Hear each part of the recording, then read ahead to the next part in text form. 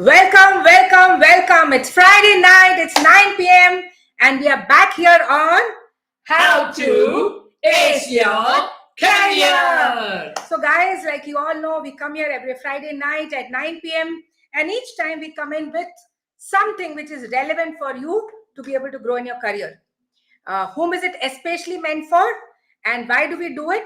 So, I'm Nuthan, I'm a career and a life coach, and I coach people in the mid age, which means people with 12 to 15 plus years of experience when they're experiencing career stagnation, or they're going through a transition in their career, or they're very unhappy with their bosses and they want to step out, or they feel that promotion is not happening. I'm really putting in the efforts.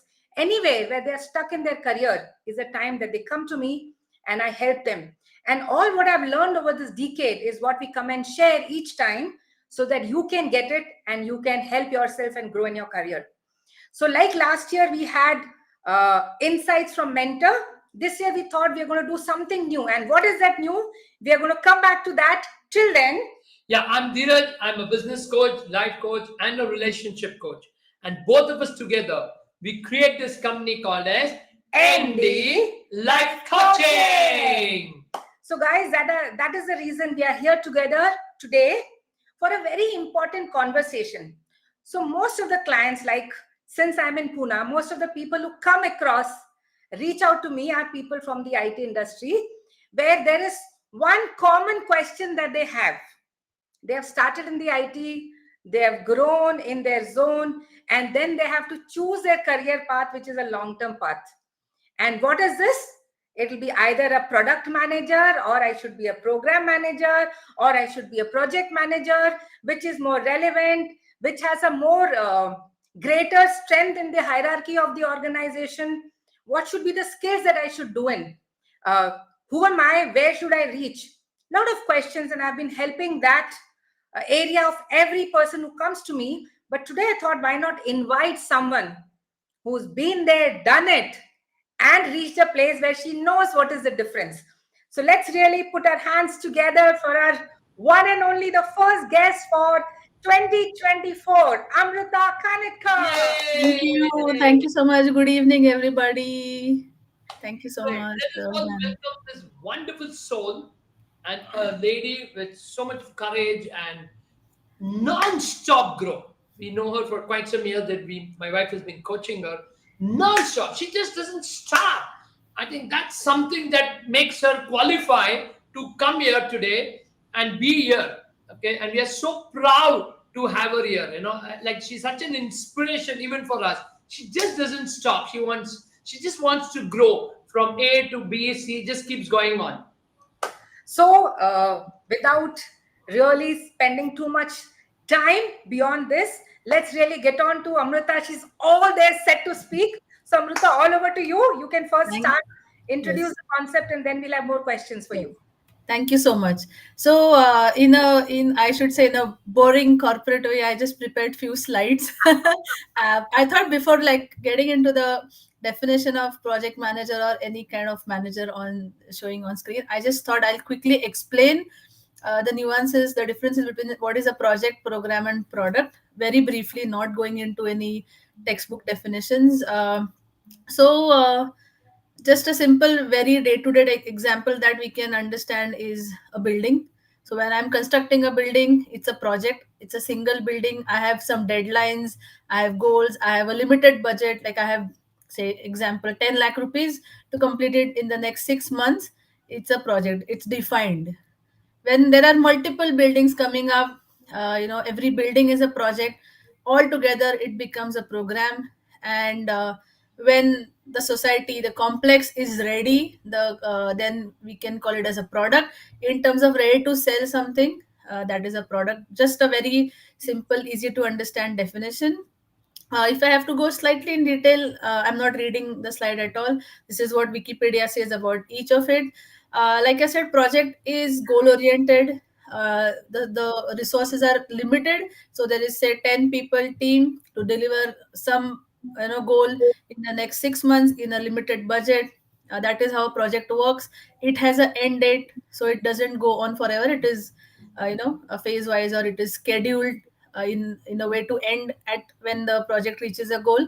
Program is more of managing several projects, mostly related projects. So if like I showed the example of the buildings, they're all related to each other, and that's how a program comes. And product is the product that, even like in IT terms, if I have to speak, a product will be like say Amazon, Apple, Google. All these are products that they are selling, and that is where product management comes into picture. If I have to again relate to all three of these from my journey point of view, well, I began my career, like full-time career, in 2006 as a bilingual project coordinator. So I speak Japanese and English. I am not an engineer. I'm not a technical core technical person per se.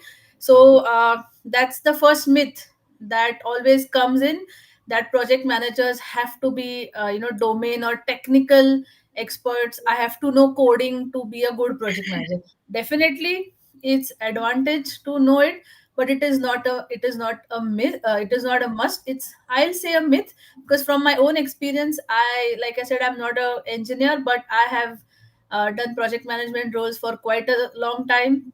And it is basically a right mix of understanding the business, the goal, also working with people. So that also requires some people management or people connect, and of course technical skills in terms of understanding what the project is about. I need not sit and code. So that is one myth that I wanted to burst here. Second very important thing, generally when we say people management project or product, any kind of management word comes in, the myth is that I have to sit and order people, you do this, you do that.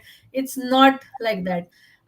Based, like, it is organization wise, it may be separate. So some companies have project managers who are, or program managers who are people managers, who have people reporting into them. Same for product managers also. All three, not necessarily that you just have to sit and give orders to people. It's absolutely not like that. These can also be people management roles. These can be individual contributor roles. It can be both. So it is basically aligning to the vision, aligning to the goal that project, program, or the product has. So it's not just about sitting and getting work done only. Another myth is, many times it happens, project and product management is confused. But like I explained in the previous example, project and product are two separate things. It may happen that projects really, lead to a product. So if I'm building an app is a product, but to reach that app, I may have multiple projects going on, managing different aspects of the product. So project or program might be a subset of a product, but they are not the same things. They are separate, Right. right? And product manager, generally, is it that once the product is completed, product manager's job is done? It's not like that. We all know, we are all using shopping apps. We are using Swiggy or Uber or Ola. All these are, if I consider as products in today's age. It's not that app ban gaya and it's done. There have to be upgrades. There have to be features coming in, customer understanding, how our product is fit to the market. All these things keep going. So it is not like that. So just to summarize, I'm not going through each step, but this is how it looks, and I will relate from the right to the left my journey now, so that it is easier to understand.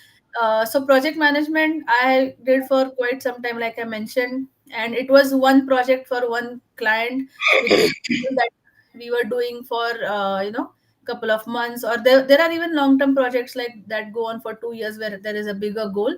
And then when I was a project manager, I had a program manager, because the program manager had multiple projects under him. After project management, I went to work as a program manager also, where there were multiple projects for different clients that were going on. So more of, rather than it is multiple projects, we can call it like a service for a client, or operations that ongo for a client that come under program management. And product management is next step. However, having said so, product management may require a little bit of technical skills, because it is a lot of working with the engineering teams. So if I have to segregate, project management and program management without technical skills is doable. Of course, having it is an advantage. So if, say, an engineer joins as a fresher and is growing in the organization, whether he or she can take up project or program management roles, definitely yes. Product management may require a little bit of technical skills because it involves planning the product and understanding the technicalities of it also. So it may happen that project program may not require technical skills. From my own experience, I'm sharing that. And product may require, but it can come to that level, like you do project management, you do program management, and you can go get into product management also. So if I have to speak in a pyramid, project management, then program management will come. Product management may not be above, but it will be somewhere on the side. So project managers, product managers, or program manager, product managers can work together for a product, if there's any. So program project will manage anything towards the product. So that happens. So Great. stop sharing. Yes, thank you. So, one thing that I would like to know from you, Namrita, uh, you didn't come from the technical background. You came here, you started your journey, and you reached the place that you are currently. So, how do we get to know that where you started and what is really important to become a project manager? What are the skills required? You mentioned that technical skills are not necessary. Right. Great. But what are the other skills required? Because Right. that is something which people really need to know, Right. that I can start as an engineer and I can become a lead and I start managing a team. That is Right. one part of it. Right. Or I can really not come from a technical background, but I can still be a project manager. That's your example. So I want you to share that bit of it, that how did you land up being a project manager? Sure. So I started my career more as a project coordinator. I think the key part, even in that role and going to a project management role, is definitely communication, because you have so many people in the project. It's not just the client. You have your own, like the team that you're working with. In some cases, there are vendors. And again, if you are a people manager to that team, then it is probably easier also to get things in because you are their manager. But in few cases, you are not their direct manager also. So you are just a project manager, like a independent person for the technical team. So in that cases, what is really the key is communicating very clearly on what the goals are, what our timelines are, and so that they understand that what in what time space we are working in. So it is very important to keep very clear communication and tracking. I think project management does require some documentation, so especially it is for tracking only. So we Yes. have to ensure that we know where we are. So even if the client or anybody comes up and asks you what is your status of the project, I should be very clear knowing where we are. If we are running late, understanding the risks, that what can happen. I mean, risk as uh, I can give a simple example, say Diwali. That is the time when most of the team members may want to, take an off. So how do we still manage the schedule and not get delayed? So all these risks also, I think, is a very, very important aspect in project management. But the base, I think, all this comes from having very clear communication with all your stakeholders, getting their inputs and sharing your feedback also, and raising the red flags whenever I feel that there is a risk or there is going to be some issue that has happened. It is that has been the key, I think. And that's how, from a project coordinator role or being a bilingual team member, I could step into project management, because I knew, I could see how the project is progressing. I had good communication, good rapport with the team, with the client, and that's how I could move into that role. So I started with a team of about seven people, seven engineers working on a technical project. So although it is not required as a skill, as I mentioned, that I know coding, but still it is very important what we are delivering to the client. So I definitely made that effort. Becoming project manager does not mean, like I said in my presentation, that sitting and giving orders and telling people, "How you do this, you do that," and doing nothing. But I took that effort to sit with the team to understand that what are we working on, how client requirements when they come, how are we translating them into the technical work that the team is doing. I also sat with the testing team to see that if it is matching the client requirement. So I may not sit with the developer or a technical person to code, but I can see the results. I understand what is happening. I could also report some bugs or issues that were there in the tool that we were developing for the client. So it's not just getting things done, but it is actually sitting with the team, understanding what is happening. And that's how I think my team grew, and I could grow in the role. And 8-10 member team became 20, became 50, became 300, and it kept growing. So I think it was very important. Again, it is an evolving role. So once I become a project manager, it's not that okay, I have achieved something, now I don't have to do anything. You have to keep learning. Technology is there. You have to understand the client requirements. You have to keep communicating with all your stakeholders, external, internal, to ensure that that we are on track. So that is how project management role can evolve into the next step, which is a program management role, where multiple projects come in.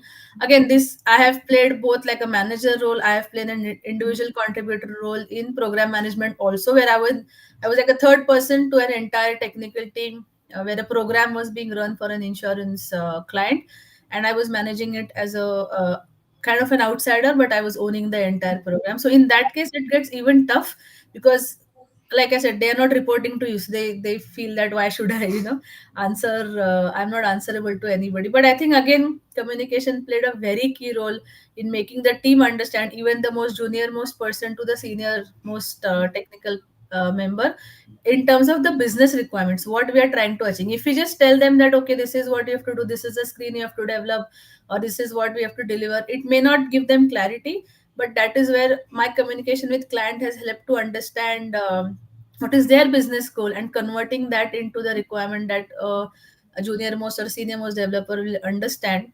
And then I think that chain of communication really helped us deliver what a client was looking for in a very smooth way. So that's how it has really helped. Again, when I had teams under in my program management role, again reaching out to every project manager, understanding, I had my weekly connects with everybody. I had one-on-one connects with everybody to ensure that all the projects are on track. Risk management, like I mentioned, is key. So understanding that if there are any risks that we are foreseeing, which were added, we had plans in place, so everything was being tracked to the extent that I could, so I will of course not, when I'm in a program management role, I will not go into a deeper level to micromanage, but I will mostly communicate with the project manager layer. And of course, that doesn't mean that I was not talking to my teams. I was speaking to every member, every junior most, again a fresher also. For them, I was approachable. They could come to me, raise an issue, or if they wanted any help, anything. So I think that really helped me gain trust. That really helped me gain confidence, and so I could work with the team very seamlessly to ensure that we were always in, most of the time, I think 95% of the times we were in green. Client satisfaction scores were high, because it was an open communication to all stakeholders, my team, my customers, everybody. And from there, I moved into a product company, which is, I think, pretty rare. Or people are scared basically to move from a service company to a product, or vice versa, because service companies, of course, we have clients, we have that direct client pressure. Product may not have that. So I think it always feels that grass is greener on the other side. So when I was in service companies, I felt, product company, life is so easy. There is no client. So I made the switch last year. And honestly, for the first few months, I was feeling like, oh, I don't have like a client in front of me. How do I motivate myself? I don't have any, issues. Anybody sitting on my head and making me do work. So it was again different set of challenges, learning product management, although my role is program management, but it is in a product management company, so it is a blend of both. So I think there is a lot of learning. In terms of 50%, I can use the skills and experience that I have till now. 50% is gaining something new. So like I stressed, I think it is a never ending process of growing. It is never ending process of learning. It's not that once I get that management tag, I'm sitting in a comfortable chair and doing nothing. It's constant learning. I'm still, so it's been 6 months exactly yesterday that I joined my current organization, and I'm still learning, still trying to figure out, how core product management is done along with program management. So it's fun, and I'm understanding a lot of new things. And it is helping me grow in my program management skills also more and more. How these two things work together, and it's been a really great journey. Great. So, Amruta, from what you said, I would like to reiterate. One, you are telling that, of course, you didn't have technical skills because you don't have an engineering background, but you entered the IT industry with a skill that you had, which was your language skill. Yeah, You started as a project coordinator, but to become a project manager, communication skill, very important. Being able to connect with people and getting work done, because generally people believe if you have the authority, I'm a reporting, you are reporting to me, so you get better do my job. That is not what is happening here. They yeah, may just be coming here and there are no ways you're going to be sitting there and rating them, so there's no pressure of performing. right. It's only your connection with them and explaining them, aligning them with the goal of the project and the deadlines that they will do it. So which also means that you learned uh, understanding the entire project, though you were not technically sound.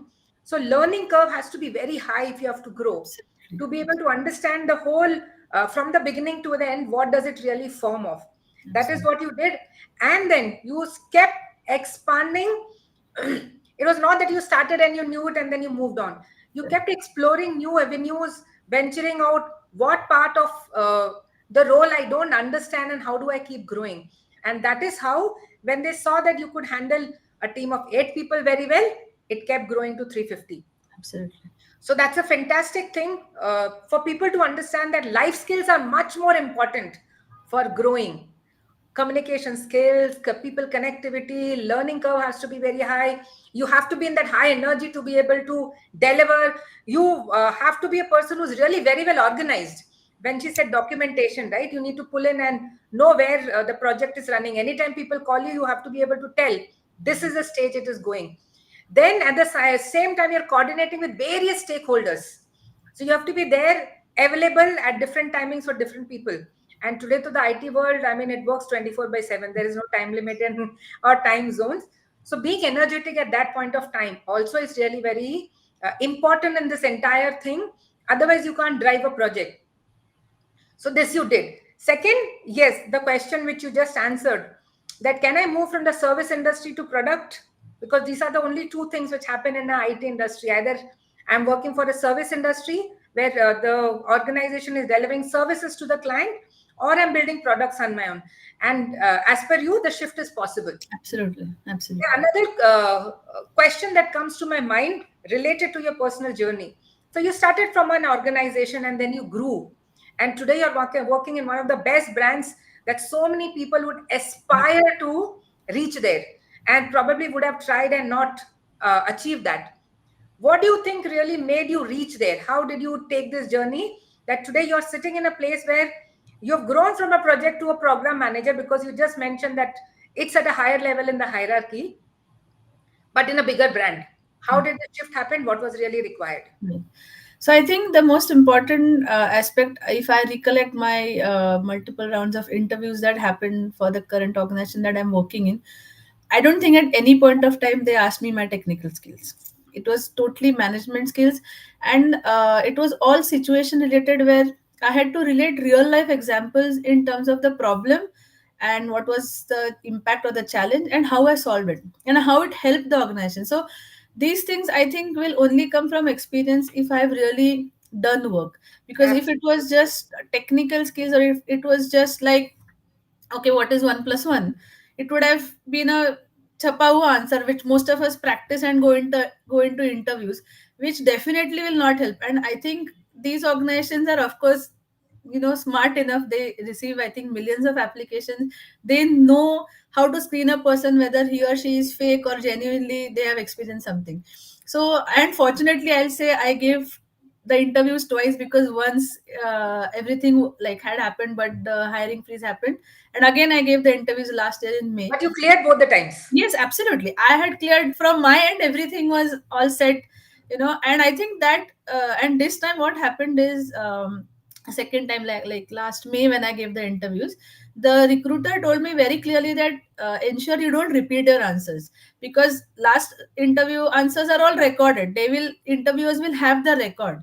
So if you repeat, they'll be like, okay, she doesn't have any experience or anything new to add this time. So I had to be extra careful, I'll say, because I had to think. And it's not that I know the question, so I have to, when they ask me, I have to give it maybe 5 seconds or 10 seconds later, I have to give that answer, and I cannot fake anything in 10 seconds. I have to pull from my real experiences of all these years. And I think, like I said, it really helped that I have had those experiences, I have had those challenges, and the learning curve, like you rightly said, ma'am, never stopped. What happened, any issues that came, any challenges that came, I ensured that I knew what I had learned. And I am fortunate, I'm blessed that I could create lessons learned documents, and they are still part of quite a few of my past organizations, that what can go wrong, and they are standard, documents today used in a couple of projects I know of. So I think that was the best thing, because what I learned, what mistakes happened from like me or from whatever the team we were working in, they were all there for my reference. So I knew what I have worked on. So whatever questions are thrown at me, I could give those answers very confidently. And I'm just reiterating, nobody asked me any technical question. Nobody asked me till date in all the interviews that I've given for project management, program management, consulting, and even my current role. Nobody has asked me, you tell me how a server is configured, or how do you write a code in Java, or anything. It was totally purely how I have managed challenges, how I have improved projects that were in red, how I have increased the client satisfaction score from a 4 out of 10 to even a 10 out of 10. So that is what I have always spoken in my interviews. And because it's from true experience, not from some book or not from somebody else, I think that conviction was there, and that has reached the interviewer, I can say. So learning on the job and growing is really what has helped you. And it doesn't really matter whether you're working in which organization. You can always move as long as you're really present in your current job and you're giving your best. So problem solving, how much do you really enjoy? Oh, it was the best. I think the best thing to happen, because it's again on the job, and one project is definitely not similar to the next one. It's every project brings in new challenges, new teams, new goals, everything, new budgets. So I think it's about learning from the past, moving to the next, and again accepting the challenges, and then again, like I said, we make mistakes. I may face challenges which were never there in my previous project. So then how to go about it, how to really sit down and look at it objectively, and not fear. Even accepting that, okay, I don't know this. Like in the current organization, there were some things and I'm still figuring out a lot of things. So I'm not ashamed to reach out to anybody, to my manager or to my senior, or even maybe a junior, but I know that he or she knows more than me in a certain subject. I reach out to them, I ask them, okay, this is, what, I did not understand what this means or what this is about, can you tell me? And when you give them that respect, I think they'll be more than happy to tell you what it is. And I have always learned that way also. So it's not necessarily always theoretical from online trainings or any like MB or anything. It is more on the job, communicating with teams, understanding problems, and learning from them and applying them to the next problem to the extent you can, I think. Great. And how have you managed when team members, there was a conflict? There have been so many.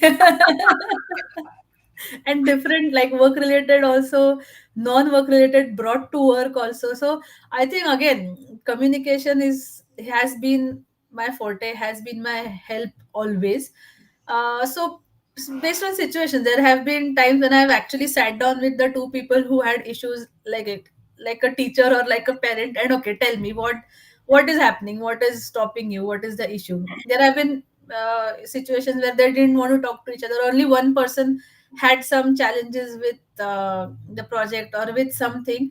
I think it's always better to sit down and talk to the person and resolve conflicts. And based on the situation, there have been times when we had to release one member from the project because of some issues, some personal issues that happened between team members and all.